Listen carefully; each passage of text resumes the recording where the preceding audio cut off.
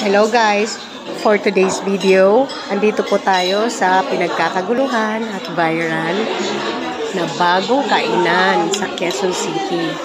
Sa halagang $3.99 guys, magsasawa ka na sa all Filipino dishes nila.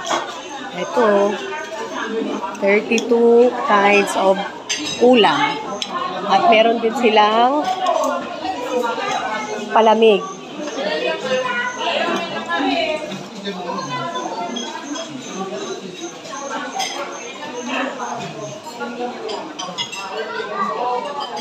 Ayan guys, paksawa kayo, ang dami ng ulam,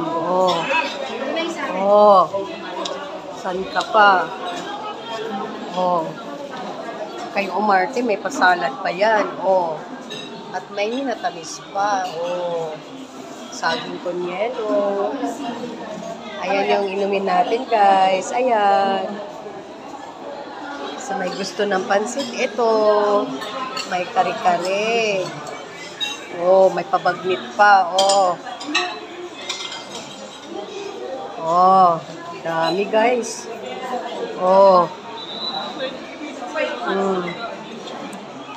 Dami guys. Meron pang humba. At itong yummy guys, menudo.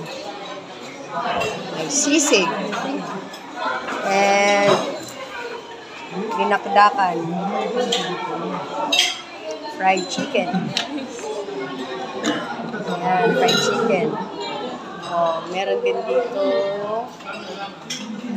breaded pork chop. Chicken fillet. Ito yung pa-condiments nila guys. So, ayun. Ayan. Ganda pa ng ambience guys. Ganda. Anak yan ni Graben TV guys. Ganda guys. So ano pa inaantay nyo guys? Gora na dete.